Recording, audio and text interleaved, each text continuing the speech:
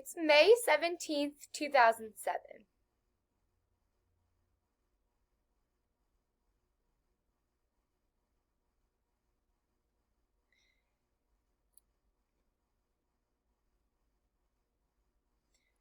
I am deafblind, and I want to explain what that looks like. So I have tunnel vision, and I want to explain my experience with the Appalachian Trail. The Appalachian Trail is a trail up the side of the mountain. I walked all the way up the mountain, and doing that alone is impossible. So I had an SSP. My SSP joined me on the trail.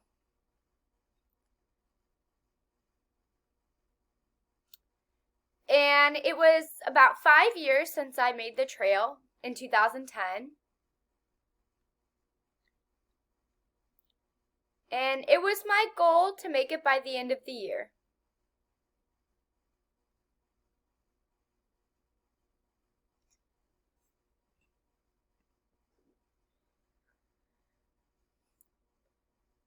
I'm going to explain how I brought food and something else. Before I started, I had to plan for 1 year in advance. And that was the most important thing, the planning.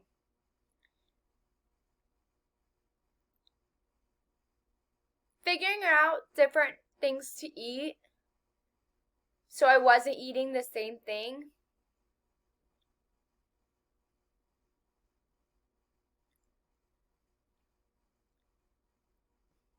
So moving that around was successful. And when I finished studying that, I needed a machine.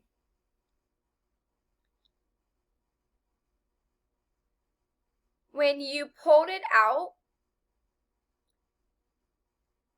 it was a dehydrator, so I could seal it.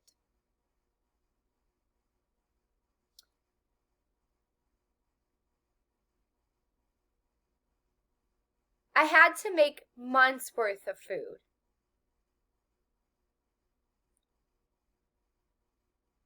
And I had to send out the food. So my brother and my sister, I would put the food in a box and I would send it to different places where I could stop and get the food.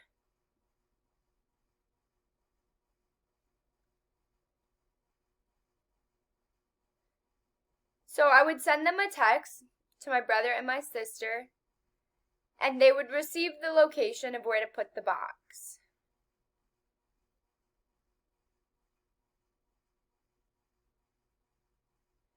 So then I would put it in the box and send it out.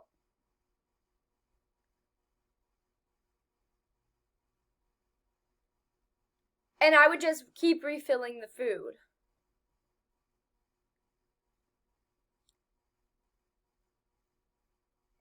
That type of box is called a bounce. We needed to use these things like backpacks to put the box in to go up the mountain. So at the same time, we would wear the bags.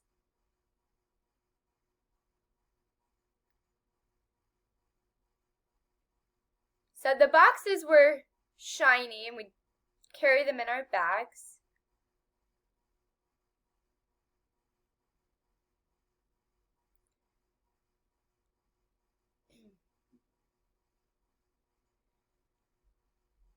So where do we sleep?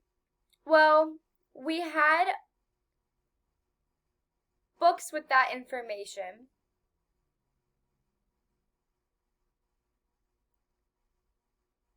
there were 3 walls, and the roof was open, so we would lay right next to each other.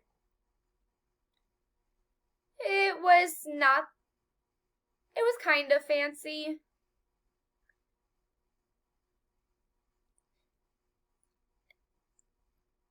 It was a loft with 3 walls.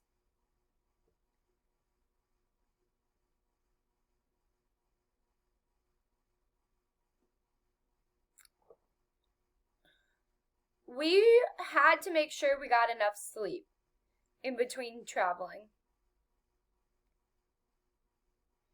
We also used hammocks, so we would hang them between the trees. That was nice to have if it rained. That was really nice.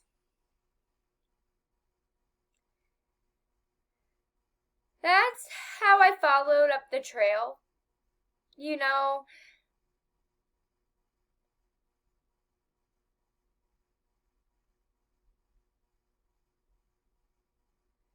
he would go ahead to the end of the mountain, and it was different colors. It would be blue and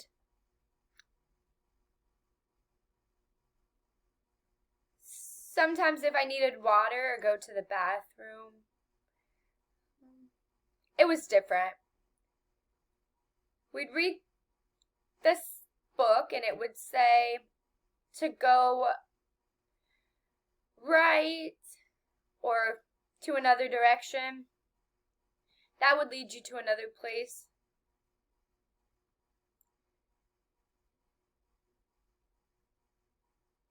So walking with an SSP was challenging.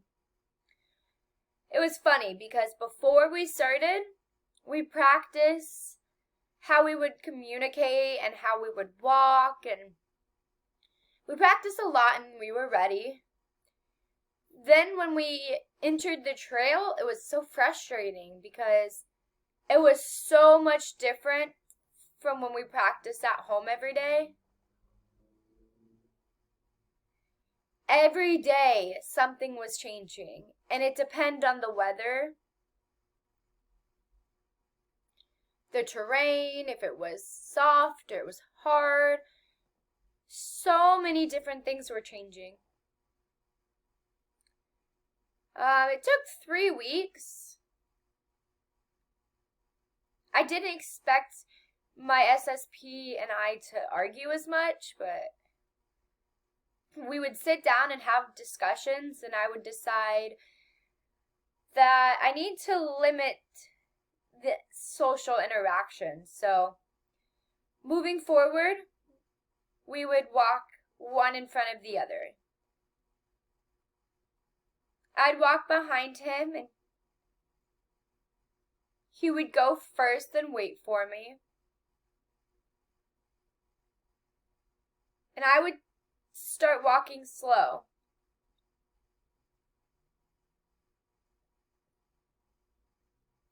He would stand there and give me information about whether to go right or left, or there were 3 or 4 different trails and we needed to go straight.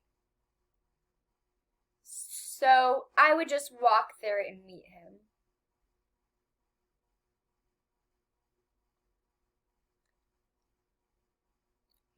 Finally, we had a good relationship and was like a team.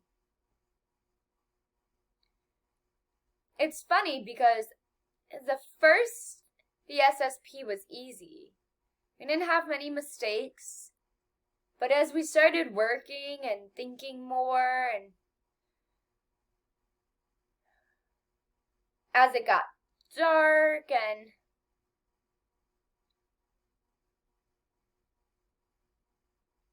I was really thankful for my SSP because he continued to work with me to the very end. So I'm thankful for that. Now I want to explain my experience, the frustrations and the struggles, the emotional, mental and physical struggles.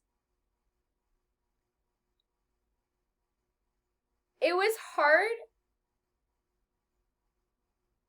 It helped my English get better, but because I would hold his hand and follow him,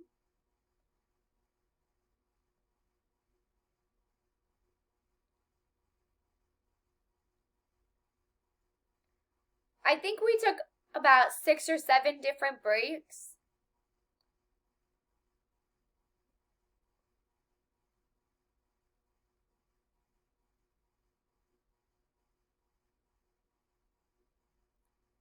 When we would meet people, we'd have to explain what was going on and how we communicate.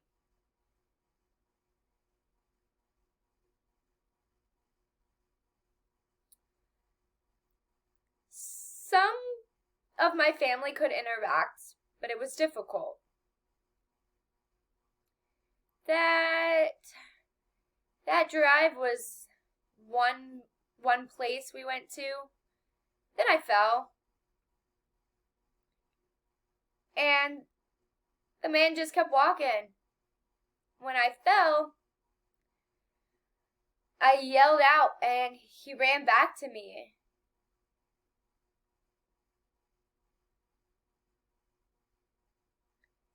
And asked me to explain what broke.